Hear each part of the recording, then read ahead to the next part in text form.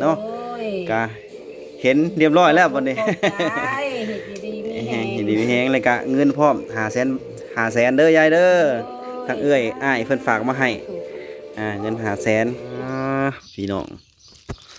สวัสดียามสีอยากบ่ายๆยังน้อยพี่น้องฝนตกขนาดทางนี้เนาะโอ้มาบ้านกุดแขพี่น้องมาเยี่ยมน้องโอริโอพี่น้อง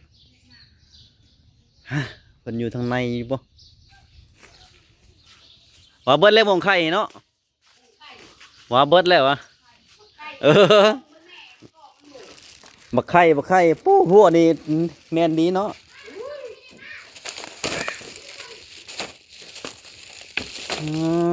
นี่ใส่เลยโย่แต่มันใจอยากมาอยู่ใส่กับมาเด้ตัวหมูน้อยเพิ่นนี่แม่เลี้ยงรับจ้าง เงินรับจ้างบ่โอ้หาไผมาปิ้งไหมเพชรเสื้อบ่เสื้อผู้หญิงบัดนี้ฮะแม่นบ่ก็ฮู้อยู่ดอกว่าเป็นกระเทยหั่นโอ้ยแน่พี่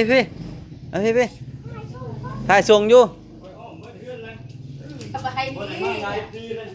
มันมาหลายปีมันมาหลายปีบ่ชื่อซ้ำใด บ่ฮู้อีหยังเพชรสิเว้าหยังก็เว้าเด้เฮ้ยมาฮอดแล้วมาสิเว้าหยังก็เว้าเด้อแค่น่ะสิมานั่นให้โทรบอกเด้อให้น้องไปเก็บ โอ้ย่าแหละสิมันยุ่งมาย่าหยังน้ำคงอยู่คงกินเพชรนะขนมไหม ลูกเอาเด้อ โอ้แบ่งกันเด้อโดใจเด้อ ตกเนาะทั้งนี้เนาะตกอยู่ทางบ้านก็ตกกันตกคือกันทั้งนั้นก็ได้แห้งมือหาแห้งเบิ่งน้ำมันโหลดบ่แห้งปานใดนะครับ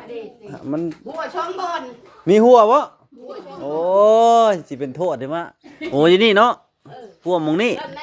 หั่น โอ้อยู่ในก็หัวเนาะบ่เป็นหยังดอกกะย่านะ มันจังซุ่มเย็นแน่ทำนี้แต่เก้านั่นเด็กก็จอดอยู่ทำนี้ได้ยังไม่ใช้ก็พอนั่งอยู่ นั่งใส่กับพ่อนั่งเนาะ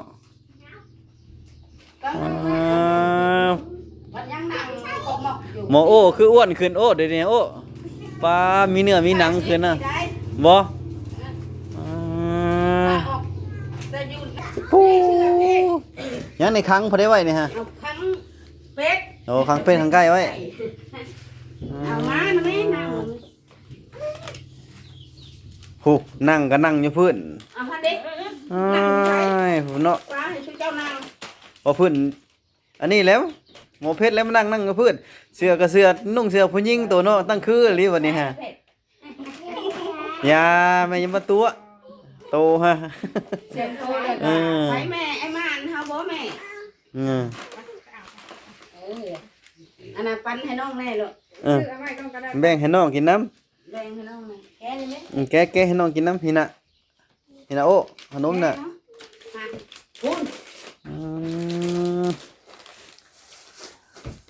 ไข่เลยสิไข่ดูพดเนาะ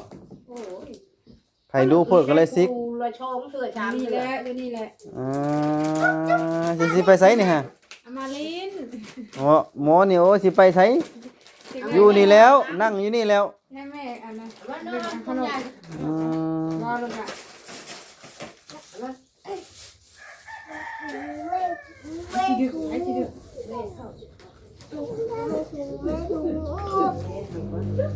มาเบิ่งดูตัวเบี้ย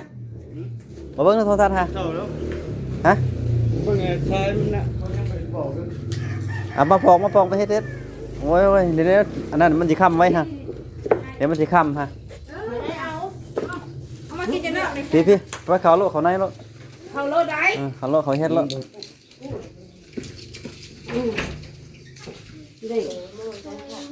เฮ็ดโลสิเข้าไปยังขนาดแค่มาคนห้าอยู่ไหนสิวางเด้อแต่จับมือนำได้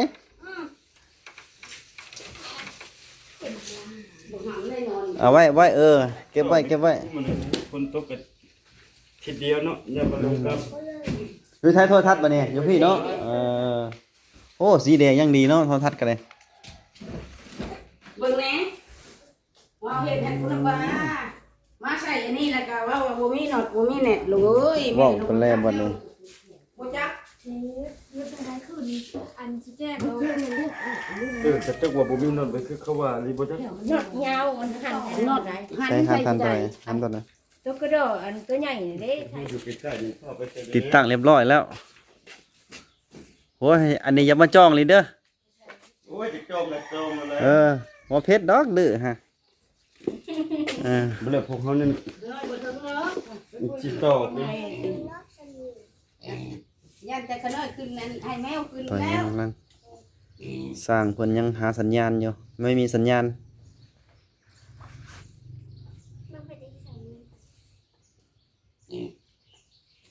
สองเทื่อเนาะไปก็ได้เพราะเกือบแล้วบ่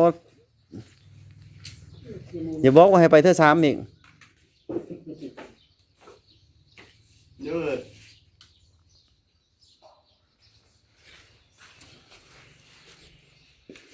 ไกลแล้วไกลแล้วไกลแล้ว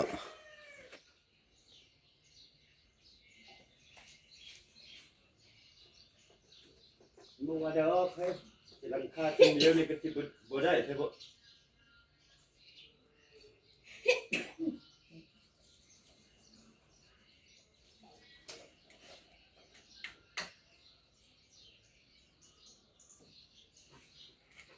มีคนนึงก็เอาแท้ๆได้บ่มักบ่ได้มักเพราะปานนั้นมีพระมีคนนั้น ผ้าเปียกเบิด เท่านี้เปียกเบิดทั้งนี้ฮะ เปียกเบิดงอกอยู่ โยฝนพระเนาะ ไม่ใช่ยันชาตินะ จะกระจายกับเขาแล้ว ถ้ามันมีหยังตอบก็สิบ่เข้าเนาะ ใช้ขาถึงแล้วเนาะมันกระเทือนนั่นนะ มันเป็นฮ้อน กระเทือนจะขับกระเทือน จะกระชากกันเนาะ เพราะว่าอยู่ในช่วงเฮ็ดบัดร้อนเนาะ มันฮ้อน บ้านนี้ฝนตกไปมัน ฝนตกมันจะมาพา มันพระเนาะ น้ำจึงเลิงอยู่นอนนอกแม่นอนนอกบ่ได้ว่ะ เอานอนอยู่ไหน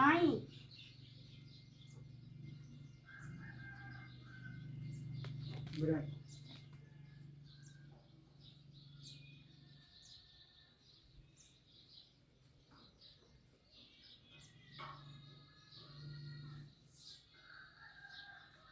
ได้ยกขึ้นอีกวะหรือว่าแนวไหน เดี๋ยวพี่ก็เปลี่ยนราคาแล้วได้ มันบ่ได้เด้หลังคาฮะ ราคาเฮือนนั่นราคาเฮือนเขาบัง ใช่หลังคาบ่ได้เด้มันอันนั้น แล้วใส่ไปคือนั่นนั่นนะได้อยู่บ่ นี่ตีทำไมอันนี้เขามันเนาะ ไม่เสร็จมันยัง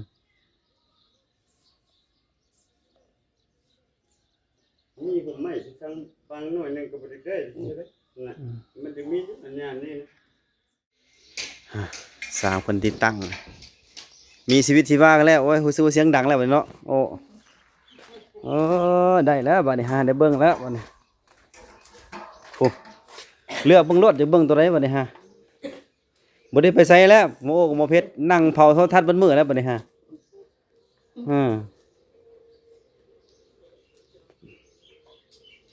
เอาเสียงขึ้นอีก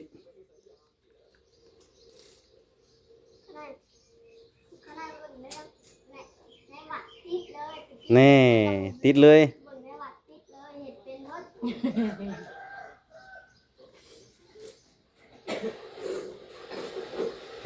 พอแล้วแน่ บ่ปั๊บอันนี้ก่อน เราปรับ ให้มันพอดีกับ ฉ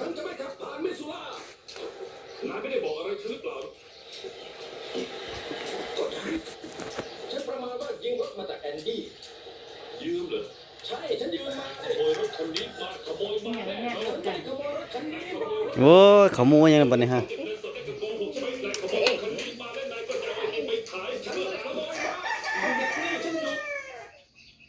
ก็กินกะเพราคู่ หนังก็มีบัดนี้โอ้3เฮ็ดดี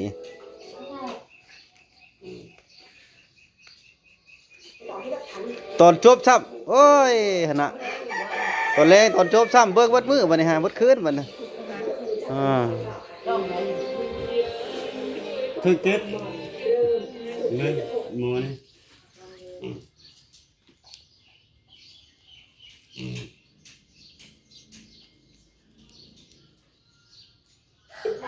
หาเลือกเบิ่งเองเด้อช่องหยังก็ได้ นี่เขาก็ยังหลักเงินวัดอยู่บ่ได้นี่ รักเบิด มันยังก็บอกค่ะ เงินหยังก็บ่ค่าเรียบร้อยแล้วบัดเนาะโหเพิ่นนั่งเบิ่งคือนั่งปะคือกันคนบ่เคยเห็นนั่งซ่องเบิ่งเนาะโอ้ยายนี่ก็ได้ ตอนติดตั้งเรียบร้อยแล้วเนาะ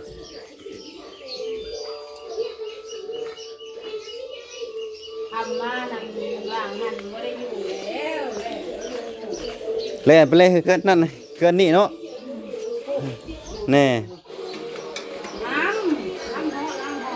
ท่านกับปุ๊กขับไปบนขนาดไม่เคยเห็นกัน บ่แม่นไปกดลินเด้อรีโมทถ้าเพชรเด้กดอยู่เบิดมือบ่ได้รีโมทตายเด้ บ่แล้ว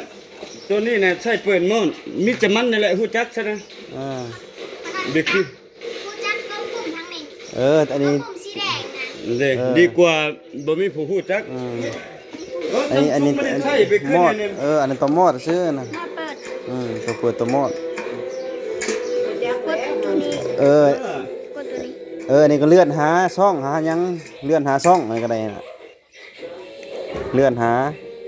อันนี้ก็เสียงน่ะเสียงว่ากันเฮ็ดแล้วเสียงว่ากันน่ะ เนี่ยอันนี้โทรทัศน์ใช้เปิดหมอนี่ก็คือกันให้เลขอยู่ในนี้ตัวนี้บีบช่องนี่นะ ถ้าแม่นเจ้าจะมักช่องหยังก็ นั่นไปคืนนี่ก็นี่เอาบ่เฮ็ดไปคือทางก็ได้แล้ว มีแต่เขียนอันเลิศ อันนี้ส่งบ่าวบุญมา พันดวง พันดวง พันดวงบุญมาพันดวง อันนี้แหละบางเทื่อสึกช่องบ่ลงบ่ล้ำมันบ่ล้ำสร้างบ่รับประกันเด้อส่งขายยาซับส่งยังกูเทพเด้อคนชีวิตบ่ช่องหมอล้ำนี่มันบ่ล้ำ มันบ่ล้ำตลอดเด้อเนาะ ไปคือเขาว่าหมอวิทยุไว้นะ เออ เมื่อเปิดอยู่เฮือนนึง เออ เนี่ยมึงจะเปิดให้แม่เฒ่าเบิ่งอันนี้นะรักแท้ทนิยม นี่โทรทัศน์ก็เรียบร้อยเนาะเบิ่งได้เนาะยายพี่เนาะ โดย ต้องพี่น้องเบิ่งเบิดคืนบ่จักบัดนี่ฮะ แล้วบุวิทบ่ว่าง อันนี้ก็ทางเอื้อยบิ่งแล้วก็ไอเพชรเพิ่นมาให้ติดตั้งพาสร้างติดตั้งให้เนาะ โดย ก็เห็นเรียบร้อยแล้วบัดนี้ ขอบใจเฮ็ดดีๆมีแฮง ยินดีมีแฮงเลยก็เงินพร้อม500,000เด้อยายเด้อทางเอื้อยอ้ายเพิ่นฝากมาให้เงิน500,000ก็อยู่ดีมีแฮง ขอบใจเด้อเด้อให้อยู่ดีมีแฮงให้เจ้ากว้างเจ้าขวางได้ชาติอันนั้นก็ได้ ความเจ็บบ่ให้ได้ความไข้บ่ให้มีเด้อพี่เอ้ยให้อยู่ดีมีแฮงให้ตลอดปลอดภัยต้องมานี่คือกันไหน โอ้ ไปกะให้อยู่ โด ดี ย มีแฮงลูก สาธุอยู่นี่ฮะเจ็บอ่อนๆแอดอยู่นี่ ให้อยู่ดีมีแฮงให้กว้างให้กว้างให้มันให้ยืน โดย เที่ยวไปเที่ยวมานี่แหละ เที่ยวไปเที่ยวโอ้มาเยี่ยมมายามเนาะมื้อนี้ฝนตกมาว่าสิ ฝนตกว่าลง 50ว่าสิมาบ่หรือบ่มานี่ฝนตกอันนี้ฮะโอ้ก็เลยมา ให้บุญค่ำนำชูเจ้า โดย ให้หลอดเอ็ดก็ได้ โยให้มันเช้าแล้วมื้อนี้ก็ แม่นี่ก็ยัง2 เดือน 2 เดือนเนาะ 2 เดือนโลด ยังแต่เฮานี่บ่ได้เป็นหยัง แน่ดีเนาะ ขอบใจแล้วบิ่งเอ้ยได้เบิ่งแล้ว ไอ้บ่ หลานชายนี่ก็นั่งชะงอกเบิ่งอ ชะง ยู่ อก มื้อนี้นะเบิดคืนแล้ว เบิดคืนบ่จักหมอเพชรให้คักเพชรไปได้เพชรว่าตะม่วนบ่เฮ้ย ออกมา ม่วนบ่โอ้ยหมอเพชรก็ได้หมอโอ้กับป้าตะบวชแล้วอ้วนโอ้เนาะตอนเนาะ โอ้ยบ่ไปแล้วบ้านนี้นะ หรือว่ายังสิบวชอีกบ่บวชฮะ ปีหน้า โอ้โหสิบวชอีกปีหน้าก็ได้โอ้สิบวชได้อยู่บ่จะบวชได้ ไข่ลีโลนั่นตัวเองเพิ่นเบิ่งบ่ได้เนาะ โย ไปเบิ่งในเบิ่ง โย เป็นยาคู อยู่วัดอยู่วาเนาะ อยู่ในวัดในวานไปนอนเฝ้านอนแหนก็ได้แต่เบิ่งชอบคอยที่นั่นก็สิไปถูกไปยากเกินเพียงลูกน้ำลูกน้ำ แม่นทุกอย่างก็เลยซึกออกมาเนาะ ใช่ ซึกออกมาเบิ่งเองเนาะ ชิกออกมาก็5-6 มื้อคุณจังได้ช่วง นอนพิงมันคือพื้นคือไผ ว้นี่เก็บไว้เพิ่นเข้าอ้วนแล้วเพิ่นจังอ้วนนี่ อ้วนเนาะอ๋อนี่ เบิ่งแหน่คอตึง คอกันตื่นเด้อนะ ให้แม่เพิ่นฮู้งี้เห็นได้ อื เนาะ มบอกเพิ่นแล้วเพิ่นก็อยู่ในกล้องก็บอกเพิ่นแล้วโอ้เป็นจังไดล่ะอยู่ดีมีแฮงเนาะเพิ่น แม่เอ้ยค่ะ บอก เพิ่ เพิ่น นแน่เลยล่ะ โอ้เป็นได้ในโทรทัศน์ไม่คักบ่บัดนี้น่ะคักบ่คักบ่บัดนี้ฮะเว้าบ่เป็นบัดนี้โอ้ยเนาะตื่นตันแฮงอย่าให้โอ้ยอย่าให้เถ้าสิให้บ่จักฮะแสดงก็มื้อนี้ก็เอาสร้างมาเบิ่งตั้งจานดาวทองกระเทียมให้เรียบร้อยแล้วมื้อนี้ก็เดี๋ยวสิจ่ายค่าสร้างเพิ่นตำหลังจักสร้างบ่ใช่ได้สร้างเพิ่นก็ได้อย่างรอบบ้านสร้างก็ได้เดี๋ยวเอาเงิน ให้กินเพราะว่าย่างรอบบ้าน เดี๋ยวให้เพิ่นมาก่อนจักหน่อยเดี๋ยวเพิ่นมาก่อนบ่พาใช่ดอก เจ้าอยู่ดี ยินดีแฮงเนาะพี่น้องพี่น้องเพิ่นก็ป้อนอนเบิดมื้อแล้วบ่เพชรนอนมื้อเพชร สิแฮงพี่น้องมื้อนี้ก็มาเยี่ยมยามทั้งเอื้อยเพิ่นทั้งเอื้อยทั้งแม่ทั้งหลานชายนี่ปูเต็มพี่น้องอยู่ที่บ้านมาติดตั้งยานดาวเทียมให้เพิ่นเนาะฝนตกเนาะยายเนาะโอ้อยู่พุ่นก็ตกแห้งแต่พุ่นก็ได้ จะท่วมบ่ทิพย์อันนี้ ท่วมบ่ทีบเนาะ มันจะมาไหลก่อนจะมาเอาที่ดินน่ะบอกนั่นบ้านอยู่ อย่างนี้มันยามผลนี่ยามผลกันบ่ได้ติดอกมันเป็นยามผลยามผล ใครกว่าอยู่วันตู้อันนั้นล่ะ โอ้ วะจะมา ใครแล้ว คนตกแล้วก็ป้าลูกก็อยู่สิ พัดลมมันฮ้อนก็เปิดพัดลมก็ได้มันฮ้อนกันเลยพัดลมพัดหยังกันไหมพี่น้องก็มาทั้งเยี่ยมยามทั้งโดนเนาะป้าเดือนปลายแล้วบ่ได้มาหาเนาะ มาตั้งเรียบร้อยเด้อเอ้ยบิ่งในกายเพชรเพิ่นมอบให้บ่าวมาเบิ่งให้เพิ่นว่าพอดีไปห้านค้า2เทื่อโอ้ยซื้ออันนั้นมาก็บ่ได้ท่านรีโมทก็บ่มีโอ้ยน่ะท่านรีโมทก็บ่แถมให้ท่านรีโมทก็ได้จักเพิ่นเตรียมหยังให้กินโอ้ไม่จิรอโอ้น่ะจิรอพี่น้องบ้านเฮาเนี่ยโอ้พี่น้องอยู่ดีมีแฮงเนาะไปเด้อบ้านนี้อยู่ดีมีแฮงไปแล้วบ๊ายบายเด้อโอ้ยดีมีแฮงอยู่ดีมีแฮงไปแล้วพี่น้อง